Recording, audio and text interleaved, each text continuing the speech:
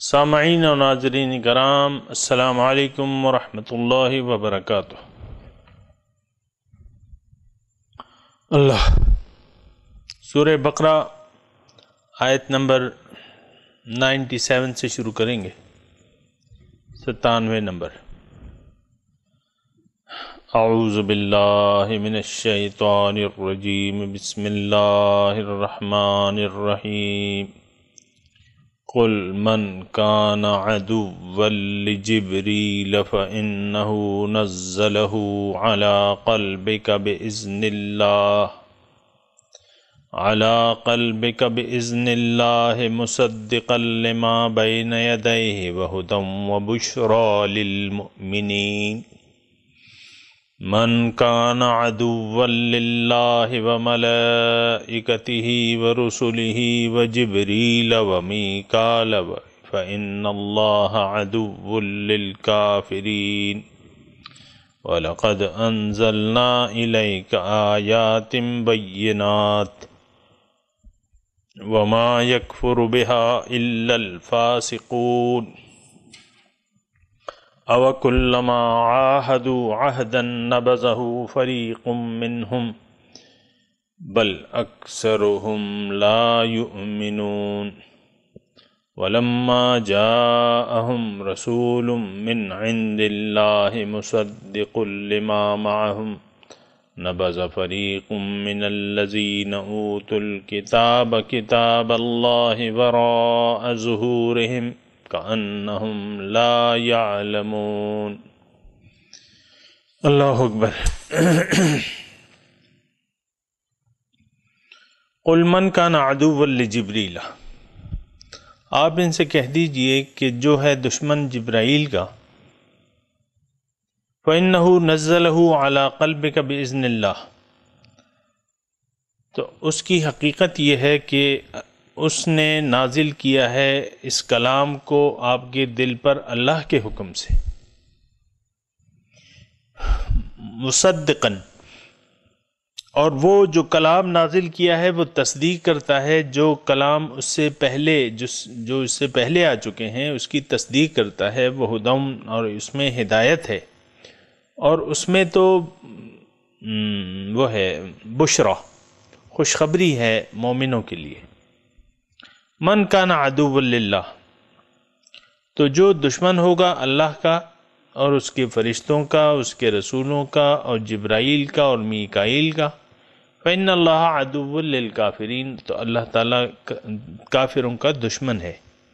وَلَقَدْ أَنزَلْنَا إِلَيْكَ آيَاتٍ بَيِّنَاتٍ، اور بے شک میں نے نازل کی ہیں آپ کی طرف آیات بینات، واضح دلائل، نشانیاں، وما یکفر بہا، اور انکار نہیں کرتے اس سے مگر نافرمان۔ اوکلما عاہدوا عہدا، جب بھی یہ کوئی وعدہ کرتے ہیں، نبذہ فریق منہم، تو ایک فریق ان میں سے وہ وعدہ وفا نہیں کرتا، بل اکثرہم لا یؤمنون، بلکہ اکثر ان میں ایمان لانے والے نہیں ہیں۔ ولما جاءہم رسول من عند اللہ، اور جب آیا ان کے پاس وہ رسول وہ عظیم الشان رسول اللہ کی جانب سے، جو کہ تصدیق کرتا ہے جو تعلیم ان کے پاس ہے، نبذ فریق، چھوڑ دیتے ہیں ایک فریق، من الذین اوتوا الکتاب، ان لوگوں سے جن کو کتاب دی گئی ہے، کتاب اللہ کی کتاب، وراء ظہورہم، اپنے پیٹھ پیچھے پھینک دیتے ہیں، کأنہم لا یعلمون، گویا کہ ان کو معلوم ہی نہیں ہے۔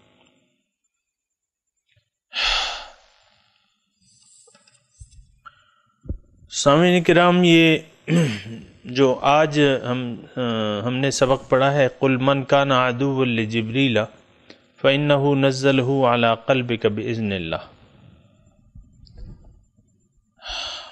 حضور صلی اللہ علیہ وسلم کے پاس بعض یہودی، ایسی روایات ہیں کہ بعض یہودی آئے اور ان سے 4 باتوں کے بارے میں معلومات کی، تو حضور صلی اللہ علیہ وسلم نے وہ باتیں ان کو بتائیں، 3 باتیں بتا دیں۔ آخری بات پوچھنے لگے تو آخری بات جب ان سے پوچھا تو کہنے لگے کہ ہماری دعوت، آپ کی دعوت قبول کرنے کا انحصار اس بات پہ ہے کہ آپ اس بات کا ہمیں صحیح جواب دیں کہ آپ کا دوست کون ہے۔ تو حضور صلی اللہ علیہ وسلم نے فرمایا کہ میرا دوست تو جبرائیل ہے۔ فَإِنَّ اللَّهَ مَوْلَاهُ وَجِبْرِيلُ وَصَالِحُ الْمُؤْمِنِينَ، جو کہ مجھ پہ کلام لاتا ہے اللہ تعالیٰ کا۔ تو پھر یہودیوں کی اس جماعت نے کہا کہ پھر تو ہماری آپ سے نہیں بن سکتی کیونکہ جبرائیل تو ہمارے دشمن ہیں۔ اللہ، یعنی اس فرشتے سے دشمنی انہوں نے شروع کر دی تھی اور اس کو اپنا دشمن سمجھتے تھے۔ اب بات یہ ہے کہ کیوں دشمن سمجھتے تھے اور کیا وجوہات تھیں دشمن سمجھتے تھے؟ تو ظاہر ہے کہ فرشتہ ہی یعنی ایک ذریعہ ہوتا ہے کسی یعنی وحی لانے کا ذمہ دار بھی فرشتہ ہوتا ہے، اور جبرائیل خاص طور پہ فرشتوں کے پاس ان کا کام ہی یہی ہے کہ فرشتوں کے پاس وحی لائیں اور اللہ تعالیٰ کے پیغامات پہنچائیں۔ تو ظاہر ہے کہ اللہ تعالیٰ اپنے احکامات فرشتے کے ذریعے بھجواتا ہے۔ تو انہوں نے اپنا فرشتے کو جو پیغام لانے والا ہے تو اس کو اپنا دشمن سمجھ لیا، بعض وجوہات کی بنا، کہ ان کو جو ہے وہ مثال کے طور پہ کہ ایک تو وہ بعض ایسے احکامات ان کو دیے گئے جو ان کو قبول نہیں تھے۔ مثال کے طور پہ گائے کو ذبح کرنے کا حکم تھا، پھر جو ہے جنہوں نے عبادت کی تھی بچھڑے کی ان کو جو ہے وہ حکم آیا کہ بھئی فَاقْتُلُوا أَنفُسَكُمْ، اپنے آپ کو قتل کر دو، تو ہزاروں آدمی اس میں تہ تیغ کر دیے گئے۔ تو فرشتہ تو ایک ذریعہ ہے اللہ اور مخلوق کے درمیان، اور ایک ذریعہ ہے، اور اللہ تعالیٰ اپنے کام جو ہے یعنی پیغمبروں سے اگر رابطہ رکھتا ہے تو وہ اور ذرائع کے علاوہ فرشتہ ایک مین ذریعہ ہوتا ہے جبرائیل علیہ السلام کا۔ تو وہ کہنے لگے کہ اس کی وجہ سے تو ہم پہ بہت آفات آئی ہیں اور یہ ہمارا دشمن ہے، ہم تو جو اس کو دوست رکھتا ہے ہم اس سے دوستی نہیں رکھ سکتے، تو ہماری آپ کی، تو انہوں نے انکار کر دیا۔ بات یہ ہے کہ سامعین اکرام، یہ فرشتے کی تو یہ تو ایک بہانہ ہے، یہ ایک بہانہ ہے، یعنی حق سے انکار کا ایک بہانہ ہونا چاہیے۔ تو لوگ جو ہے وہ بہانے ڈھونڈ لیتے ہیں، یہ تو اس وقت کی بات تھی، لیکن آج بھی آپ دیکھیں یعنی شریعت پر عمل نہیں ہو رہا، اللہ تعالیٰ کی عبادت نہیں ہو رہی،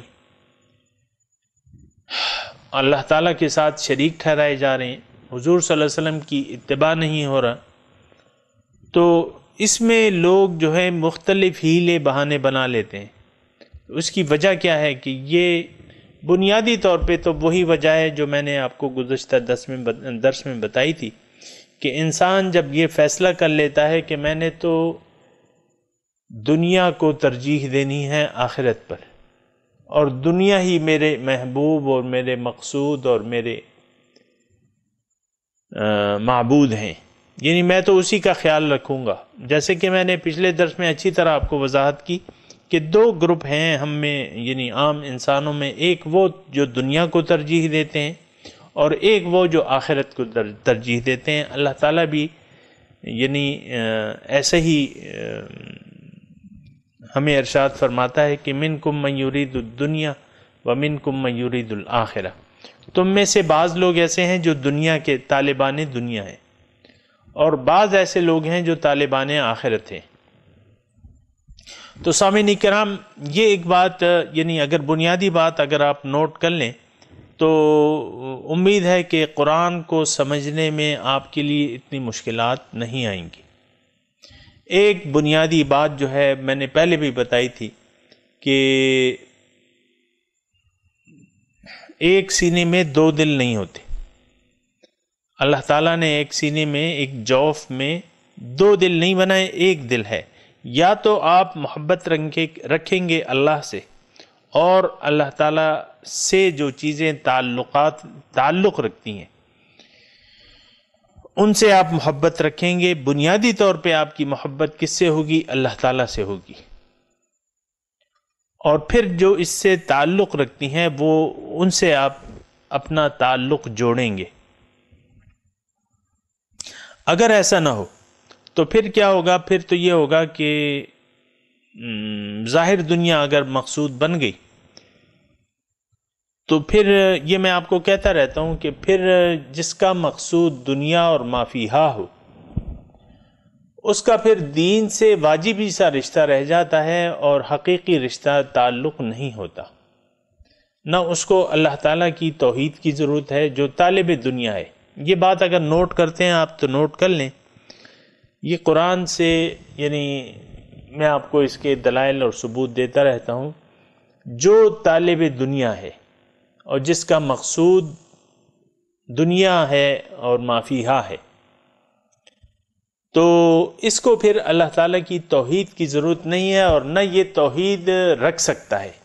اللہ تعالیٰ کے ساتھ لازمی یہ شریک کرے گا، مال کی محبت کو شریک کرے گا، محبتوں میں شریک کرے گا۔ مال کی محبت ہے، اولاد کی محبت ہے، کاروبار کی محبت ہے، یہ تمام محبتیں، بیوی کی محبت ہے، شوہر کی محبت ہے، اولاد کی محبت ہے، یہ محبتیں اس کے دل میں یعنی جگہ پکڑ لیں گی، اور ظاہری یعنی اس میں کوئی خاص لمبے چوڑے دلائل کی ضرورت ہے نہیں۔ محبت ایک سے ہوتی ہے، ہزاروں سے نہیں۔ تو محبت جو ہے وہ دل تو ایک ہے، تو ایک سے محبت ہوگی۔ اب یہاں دیکھیں دین اور دنیا ہے، یہ نہیں ہو سکتا کہ آپ دونوں محبتوں کو ساتھ لے لے کر چلیں۔ اگر کسی کی یہ غلط فہمی ہے تو وہ غلط فہمی دل سے نکال دینا چاہیے اسے، کہ میں دو محبتیں پال لوں گا اور دونوں کے حقوق ادا کر دوں گا۔ دیکھیں بیویوں، مثال کے طور پہ ایک آدمی کی 4 بیویاں ہیں جس کی اجازت ہے، لیکن قدرت کی بات یہ ہے کہ اس کو ایک بیوی سے زیادہ محبت ہوگی۔ وہ اس کے دل کا معاملہ ہے، اللہ تعالیٰ اگرچہ عدل کا حکم ہے، لیکن اس محبت میں بھی چونکہ وہ مجبور ہے تو اللہ تعالیٰ اس کی پکڑ نہیں کرے گا۔ اگر ایک کے ساتھ، اگر باقیوں کے ساتھ یہ عدل کرے لیکن محبت ایک سے کرے تو اللہ تعالیٰ کے ہاں اس کی پکڑ نہیں ہوگی۔ ایک عام مسئلہ ہے۔ تو بات یہ ہے کہ طالب دنیا اور طالب آخرت، یہ 2 کیٹیگریز ہیں۔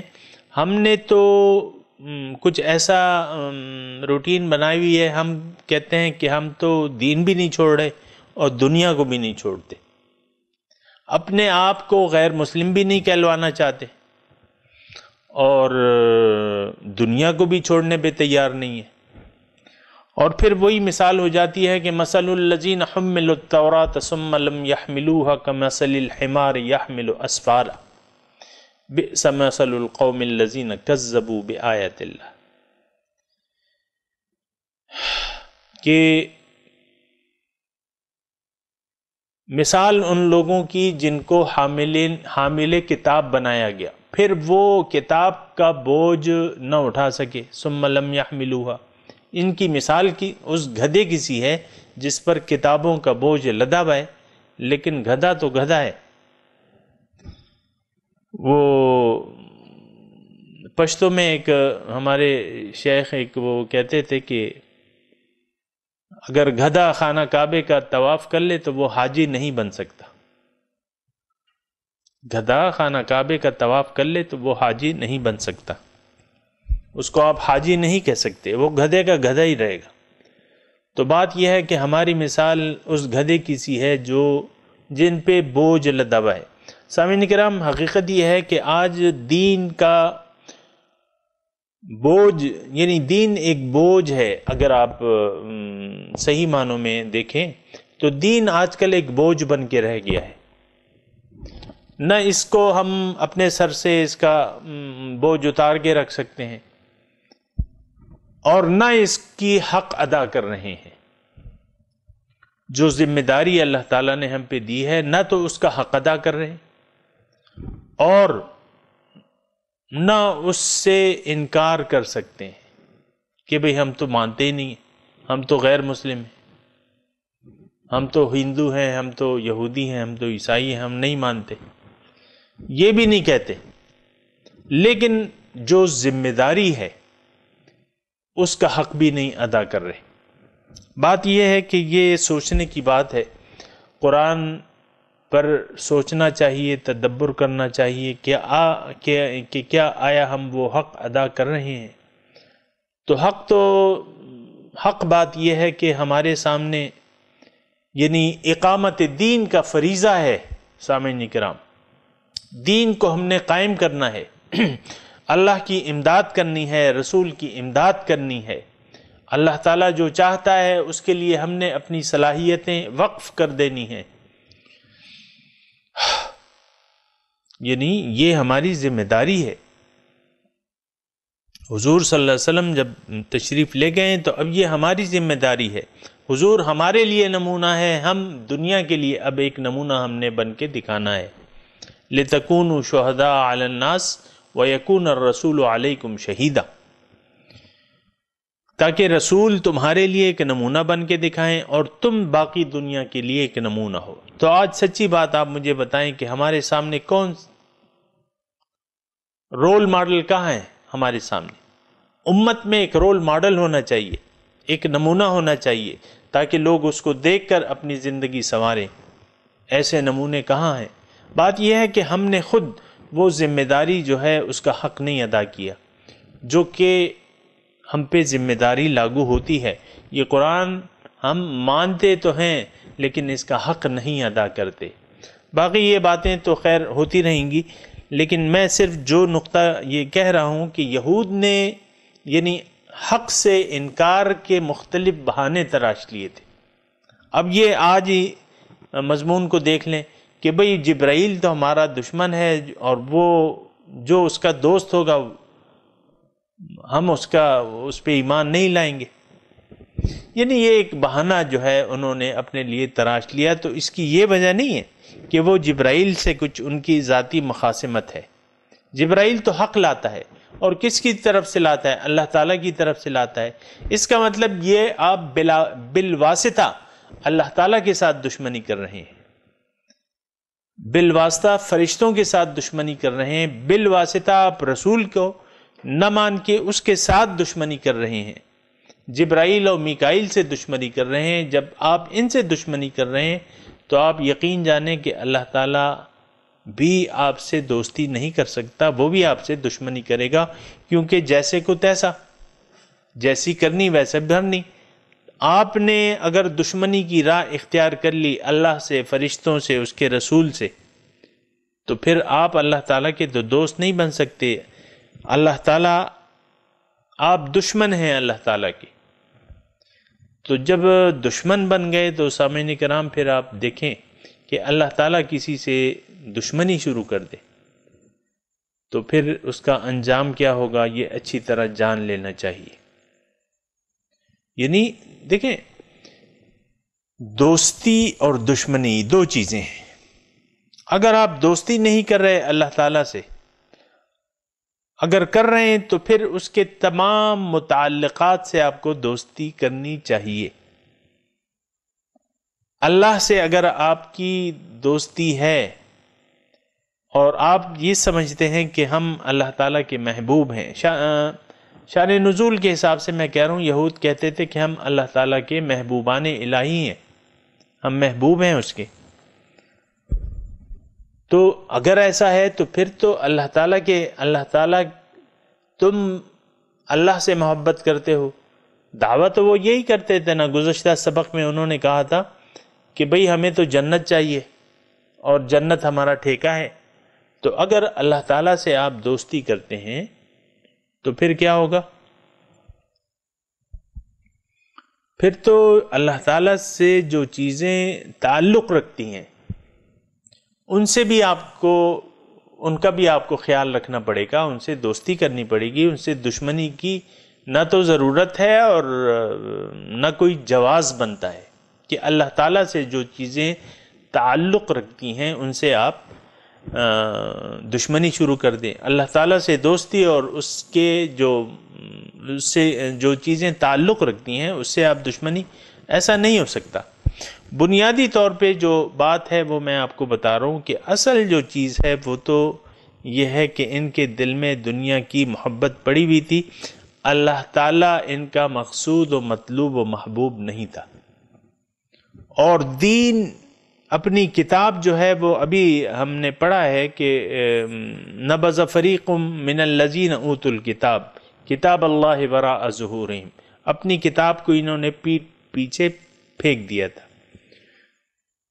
جیسا کہ ہم نے آج پھینک دیا ہے اپنی پیٹھ کے پیچھے۔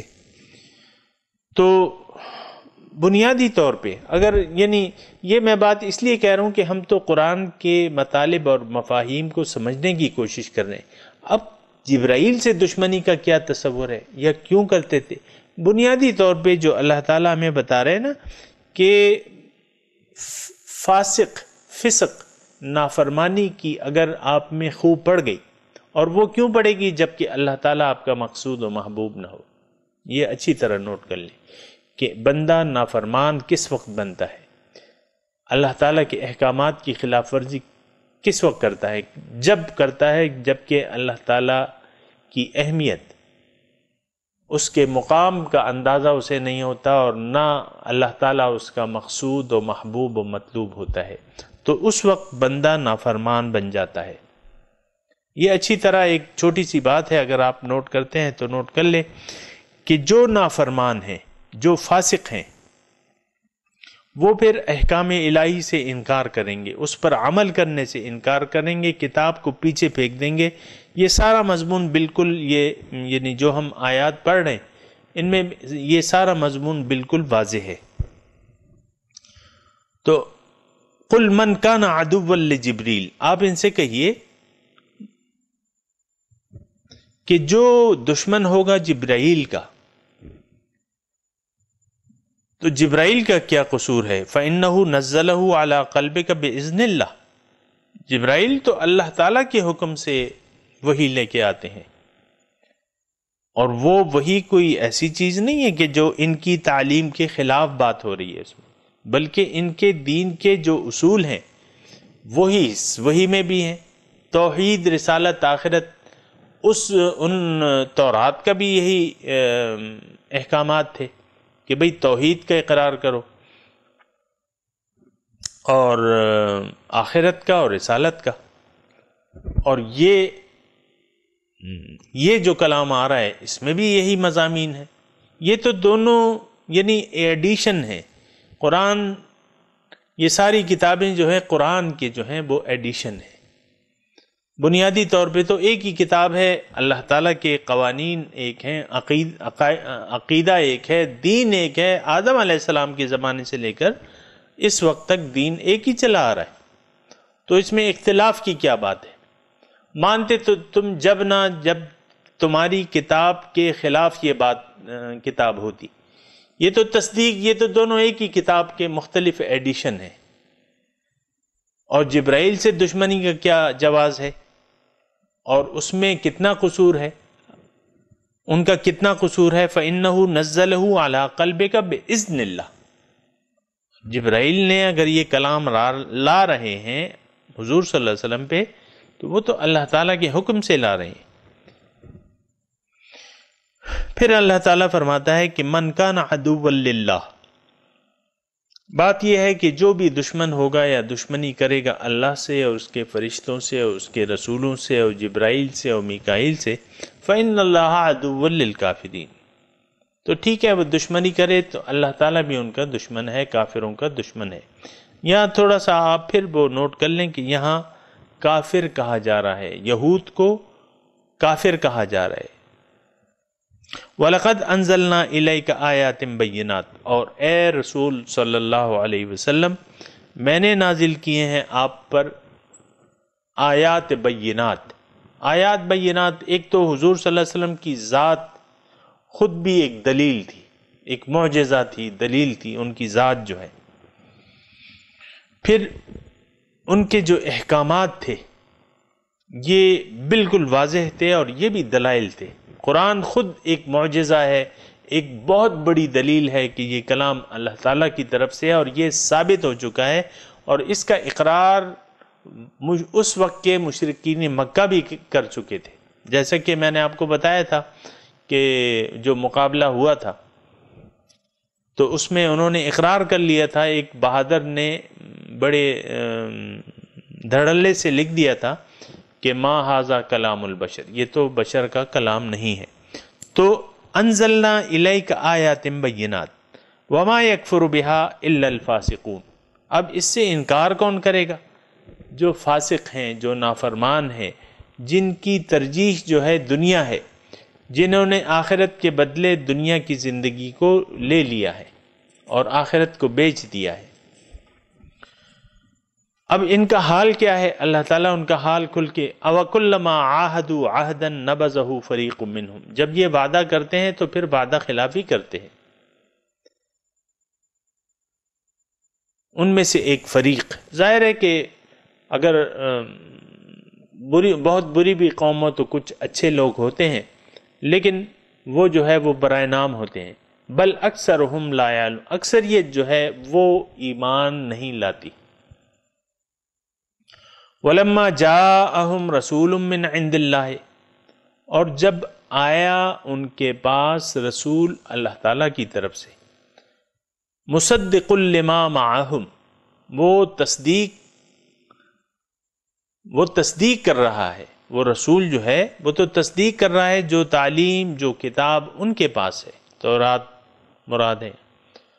نبذ فریق من الذین اوتوا الکتاب، چھوڑ دیا ایک فریق نے، یعنی رسول کی اطاعت کو، ایک گروپ نے جن کو کتاب دی گئی تھی.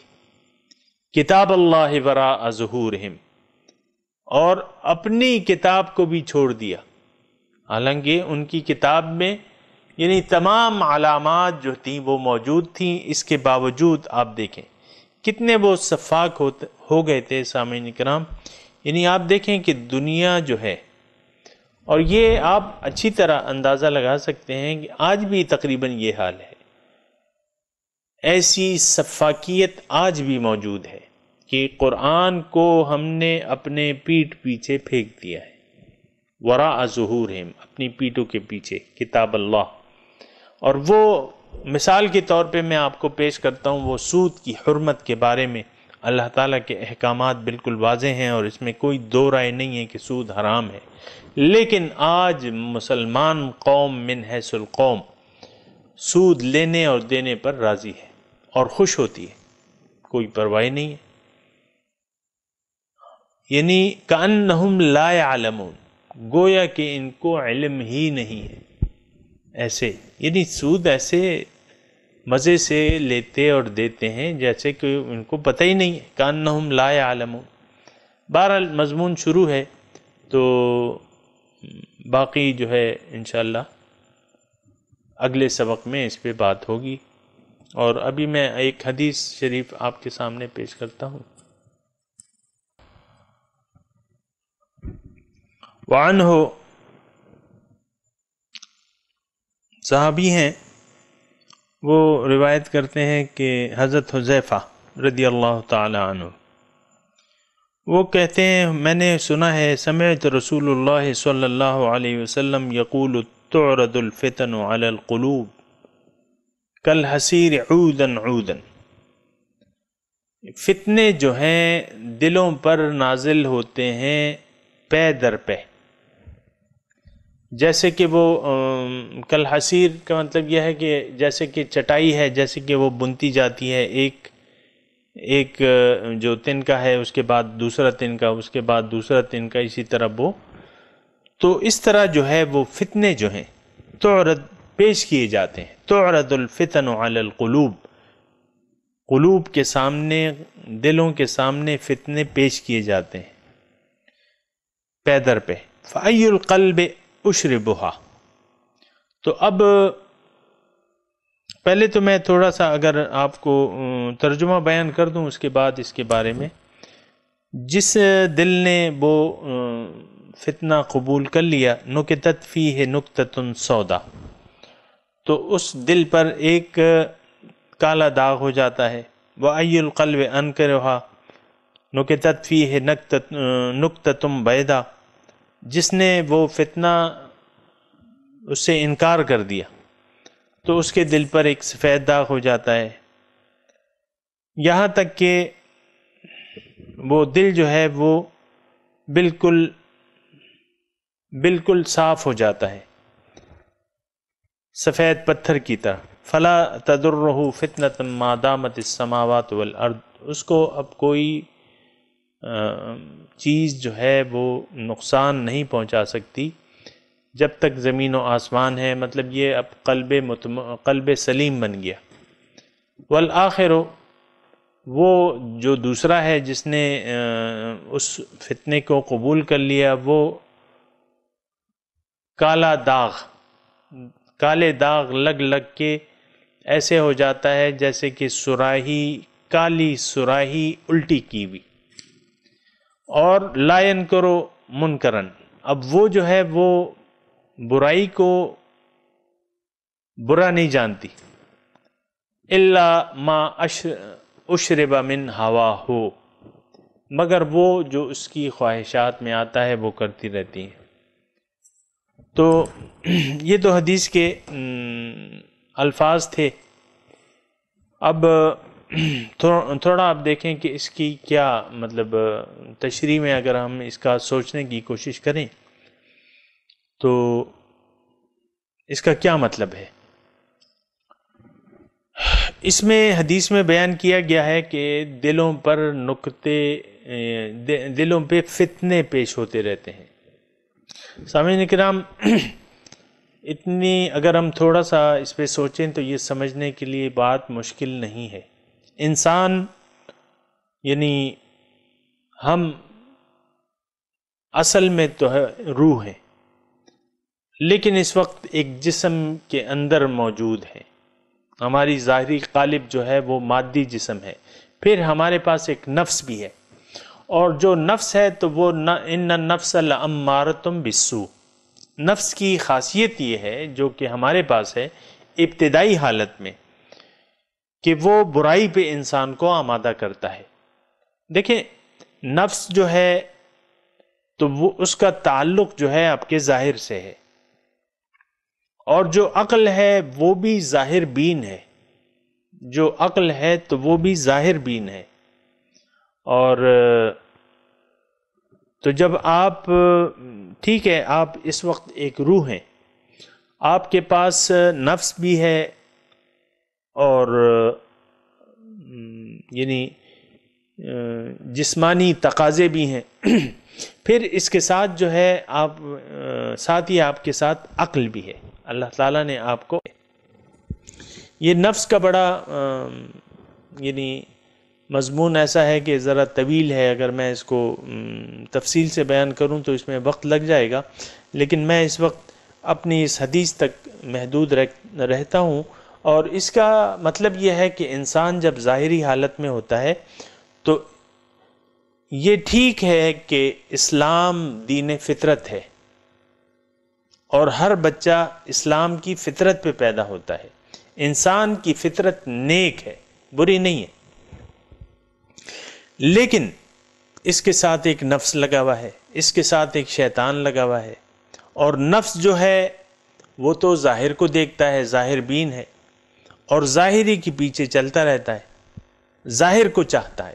نفس جو ہے ظاہر کو چاہتا ہے، مجھے کھانا دو، مجھے کپڑا دو، مجھے مکان دو، مجھے یہ کرو، مجھے وہ کرو۔ یہ اس میں پھر جائز ناجائز کی تمیز وہ نہیں دیکھتا، بس کھانا چاہیے جیسا بھی ہو، کپڑا چاہیے جیسا بھی ہو، اور مختلف تقاضے ہیں، نفسانی تقاضے ہیں، وہ آپ کو معلوم ہے۔ تو یہ انسان جو ہے، ہم انسان جو ہیں وہ ظاہر بین ہیں اور کوتاہ بین ہیں، ہماری نظر جو ہے وہ کوتاہ بین ہے، بڑی مختصر، یعنی چونکہ ہماری جو سمجھ ہے وہ محدود ہے حواس خمسہ تک، تو جو چیز حواس خمسہ کی زد میں نہیں آتی ہمیں اس کا یقین بھی نہیں ہوتا۔ مزے کی بات ہے اگر آپ سمجھیں اس کو۔ جو چیز ہمارے حواس خمسہ میں نہیں آتی اس پر پھر ہمارا یقین بھی نہیں آتا، جو چیز حواس خمسہ میں آ جائے اس پر ہمارا یقین ہوتا ہے۔ دنیا پر ہمارا یقین ہے، دیکھیں سونا نظر آ رہا ہے، چاندی نظر آ رہی ہے، شکل نظر آ رہی ہے، ہمیں اپنی شکل نظر آ رہی ہے، اور پھر اپنے جو متعلقین ہیں، بیوی ہے، شوہر ہے، بچے ہیں، ماں ہے، باپ ہیں، ان کی شکلیں نظر آ رہی ہیں، تو ظاہر ہے کہ یہ ساری چیزیں پھر آپ کو پسند آنے لگیں گی۔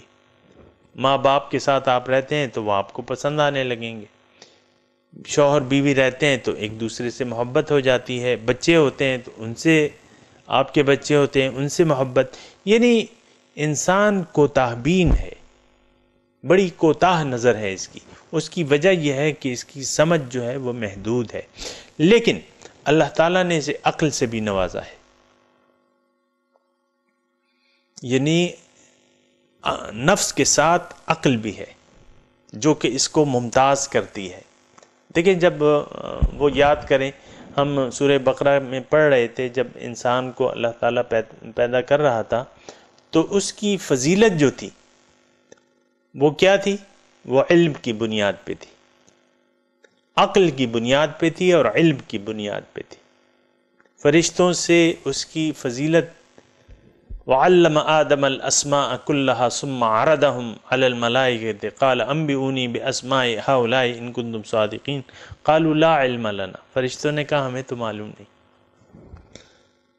قَالَ يَا آدَمُ أَنبِئْهُمْ بِأَسْمَائِهِمْ، آدم اب تم بتا دو ان کے نام، انہوں نے سارے نام بتا دیے، مطلب یعنی علم کی ایک درجہ انسان کو علم اور عقل اللہ تعالیٰ نے عطا فرمایا۔ علم تو اللہ تعالیٰ نے اسے دیا ہے، اس کی فطرت میں ہے، اور جو علم اس کو چاہیے تھا وہ علم بھی وحی کی صورت میں آ گیا ہے اس کے پاس، لیکن ایک عقل ہے اس کے پاس، یعنی اس کو عقل سے اچھے برے کی تمیز کرنا ہے۔ نفس تو چاہتا ہے کہ مجھے دو، مجھے کھلاؤ پلاؤ پہناؤ اور بس مجھے خوش رکھو۔ وہ آج کل کی وہ ہے نا کہ انجوائمنٹ، ہم بھائی خوب انجوائے کر رہے ہیں، زندگی کو خوب انجوائے کر رہے ہیں، جب کسی کے پاس کچھ مال دولت پیسہ یا جو بھی ہوتا ہے تو وہ جب تھوڑا مطمئن ہوتا ہے، وہ کہتا ہے، کوئی اس سے پوچھتا ہے کہ بھائی کیسے ہو؟ بھائی خوب انجوائے کر رہے ہیں۔ اللہ اکبر۔ تو انسان جو ہے اگر یہ حقیقت سے غافل رہا اور باطن سے غافل رہا اور دنیا ہی میں کھو گیا، عقل سے اس نے کام نہیں لیا، کسی کی بات نہ سنی، تو پھر یہ بات نوٹ کر لیں، اس کا ٹھکانہ جو ہے وہ جہنم ہوگا۔ جہنمی جہنم کے کنارے کھڑے ہو کے یہ اعتراف کریں گے کہ بھئی اگر ہم عقل سے کام لے لیتے، لو کننا نسمع او نعقل ما کننا فی اصحاب السعیر، اگر ہم عقل سے کام لے لیتے، نسمع کسی کی بات سن لیتے، او نعقل یا عقل سے کام لیتے، تو ما کننا فی اصحاب السعیر، آج ہم دوزخ والوں میں سے نہ ہوتے۔ فاعترفوا بذنبہم، اپنے گناہوں کا اقرار کر لیتے۔ سامعین کرام، یہی وہ بات ہے جس پر میں اکثر زور دیتا ہوں کہ آپ عقل سے کام لیں، جذبات سے کام نہ لیں، دنیا کے یہ رنگینیوں کو نہ دیکھیں، یہ ختم ہو جانے والی چیز ہے، ہر چیز ختم ہو جانے والی ہے، ہر چیز۔ دوسرا یہ کہ آپ اس سے ایک حد تک ہی فائدہ اٹھا سکتے ہیں، پھر وہ آپ سے چھین لی جائے گی۔ جسم ہے، جسم چھین لیا جائے گا، دولت ہے، دولت آپ چھوڑ کے چلے جائیں گے، اولاد ہے چھوڑ کے چلے جائیں گے، ماں باپ ہیں چھوڑ کے چلے جائیں گے، اپنے جسم کو بھی چھوڑ کے چلے جائیں گے اپنے رب کے پاس۔ تو بات یہ ہے کہ یہ تھوڑا سا عقل سے کام لینا چاہیے کہ یہ مختصر سی زندگی کیا صرف انجوائمنٹ کے لیے ہے؟ تو یہ فتنے جو ہیں، اس حدیث میں حضور صلی اللہ علیہ وسلم فرما رہے ہیں کہ تعرض الفتن علی القلوب، دلوں پر فتنے نازل ہوتے رہتے ہیں پے در پہ۔ اب ظاہر ہے کہ انسان جسم میں رہ رہا ہے، روح جسم میں رہ رہی ہے، اس کے پاس ایک نفس بھی ہے، پھر اس کی ضروریات اور خواہشات بھی ہیں، تو فتنے کیا ہیں؟ فتنہ یہ ہے کہ بعض وقت یہ ہے کہ تمیز نہیں ہوتی، کھانے میں تمیز انسان نہیں کرتا، بس خواہش کی پیروی کرتا ہے، جہاں سے ملے جو ملے بس کھا لو، اچھے سے اچھا کھا لو، حرام ہو یا حلال ہو۔ تو یہ جسمانی تقاضے ہیں، نفسانی تقاضے ہیں، لیکن ذرا ٹھہر کے آپ سوچ کے یہ تمام نعمتیں، یہ تمام قوتیں اور نعمتیں یہ امانت ہے، اس میں خیانت نہیں کرنی ہے۔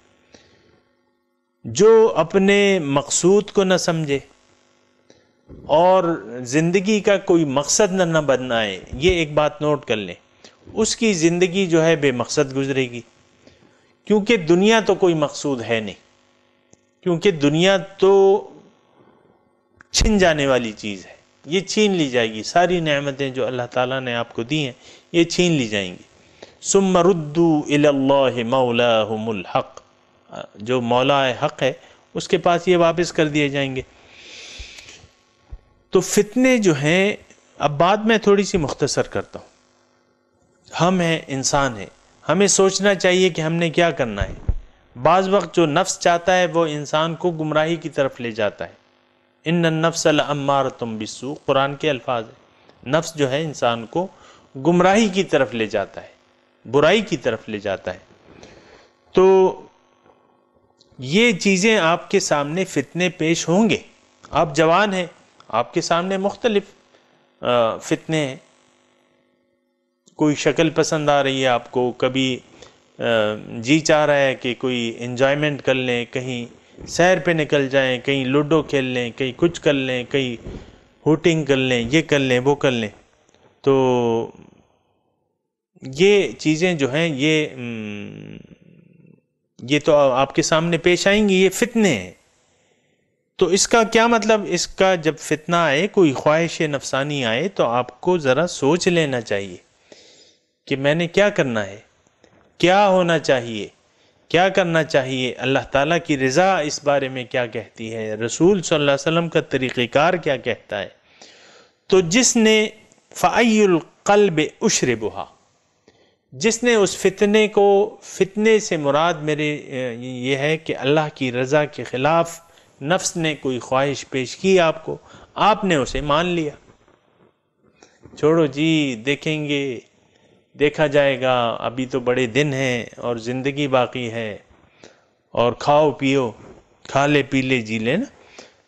تو وہ فتنہ آپ نے قبول کر لیا، اللہ کی رضا کو چھوڑ دیا، تو نکتت فیہ نکتۃ سودا۔ اب دل جو ہے وہ تو، اب دل ایک ایسی چیز ہے، یہ قلب سلیم کے بارے میں آپ کو بتا رہا تھا، قلب جو ہے ہمارا قیمتی جو جز ہے روحانی، اس پہ جو ہے وہ ایک داغ کالا داغ لگ جاتا ہے، کیونکہ آپ نے ایک گناہ کا ارادہ کر لیا، اللہ کی رضا کو چھوڑ دیا، اور فتنہ جو ہے اس کو آپ نے قبول کر لیا۔ وہ تو ایک آزمائش تھی، اللہ تعالیٰ ہمیں دونوں حالتوں میں آزماتا ہے، نبلوکم بالشر والخیر فتنہ، تمہیں میں آزماتا ہوں بری حالت میں بھی، اچھی حالت میں بھی، دونوں آزمائشیں ہیں۔ آپ نے وہ فتنہ قبول کر لیا، کیا مطلب، اللہ کی رضا کو قربان کر دیا دنیاوی اور نفسانی خواہش پہ، حرام لے لیا، حرام کام کر لیا، ناجائز کام کر لیا۔ تو نکتت نکتۃ سودا،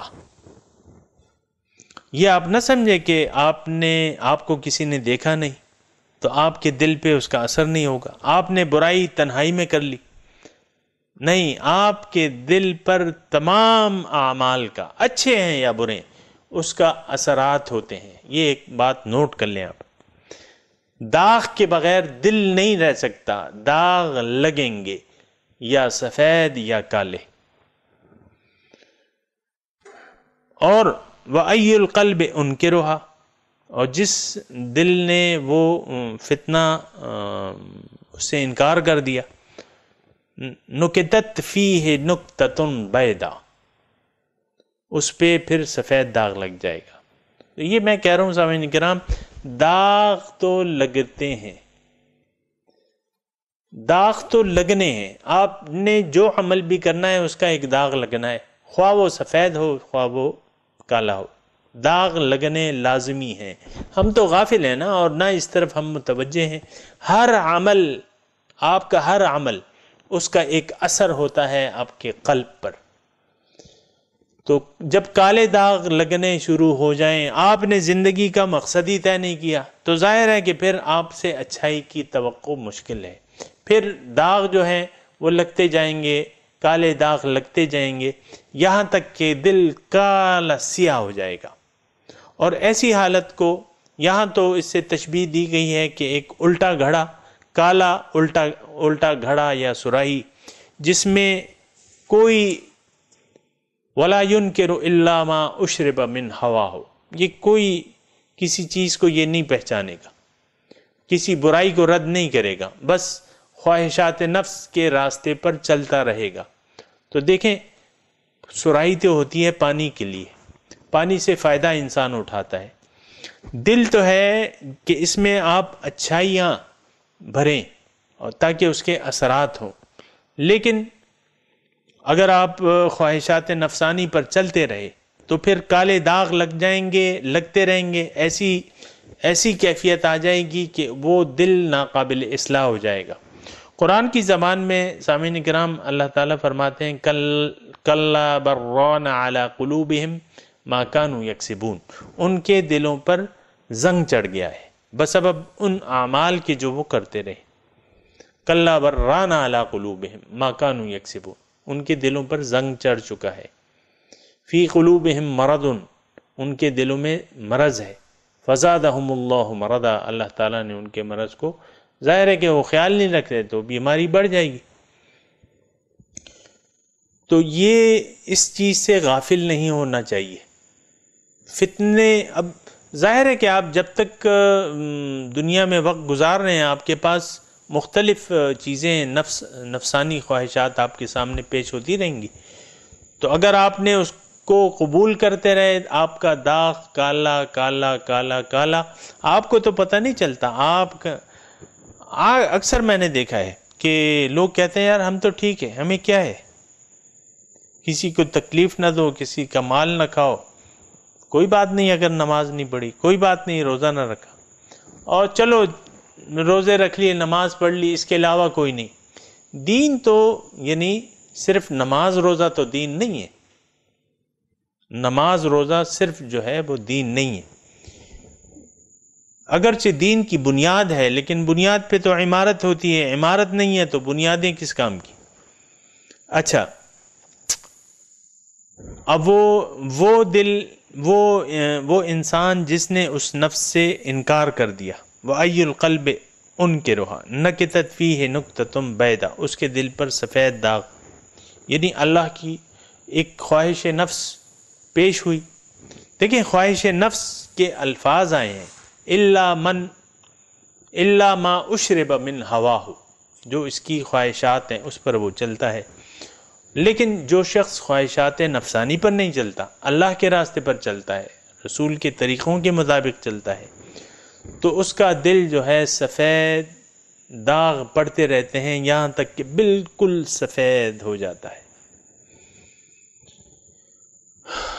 جب سفید ہو جاتا ہے تو ایک ایسی کیفیت آتی ہے سامعین کرام کے قلب کو پھر قلب سلیم کہتے ہیں اسے.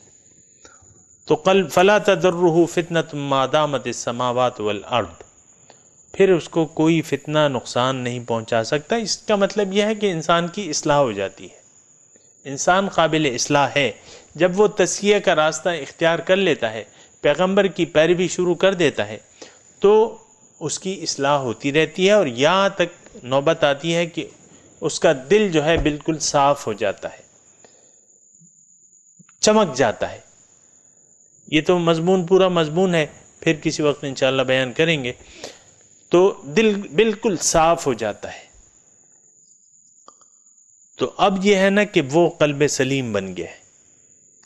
اور اللہ تعالیٰ قرآن میں اس کی یعنی تھوڑے سے مختلف الفاظ پہ کہ اللہ تعالیٰ فرماتے ہیں کہ اس کے لیے میں ایک نور مقرر کر دیتا ہوں. یعنی نور، یہ قلب جو ہے یہ تو اللہ تعالیٰ کا گھر ہے، اللہ تعالیٰ پھر اس میں آ جاتے ہیں اور یہ منور ہو جاتا ہے اللہ کے نور سے. منور ہو جاتا ہے۔ افمن جعلنا لہ نورا یمشی بہ فی الناس کمن مثلہ فی الظلمات لیس بخارج منہا، کیا وہ شخص جس کے لیے میں نے ایک نور مقرر کر دیا ہے، سامعین کرام تھوڑا سا باریک مضمون ہے، اس کے لیے میں نے ایک نور مقرر، یمشی بہ فی الناس، اس نور کے ذریعے وہ لوگوں میں چلتا پھرتا ہے، کمن مثلہ فی الظلمات، کیا وہ شخص ہو سکتا ہے اس شخص کی طرح جو جہالت کے اندھیروں میں پڑا ہوا ہے، جہالت کی تاریکیوں میں پڑا ہے، جیسے کہ یہاں بیان کر دیا بالکل کالا، اس کو کوئی نظر ہی نہیں آتا کچھ۔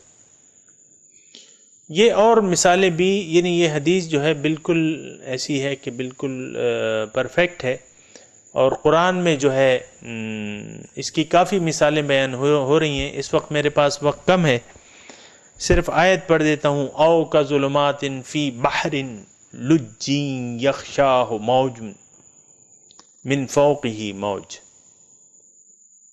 اذا اخرج یدہ لم یکد یراہ ومن لم یجعل اللہ نورا فما لہ من نور۔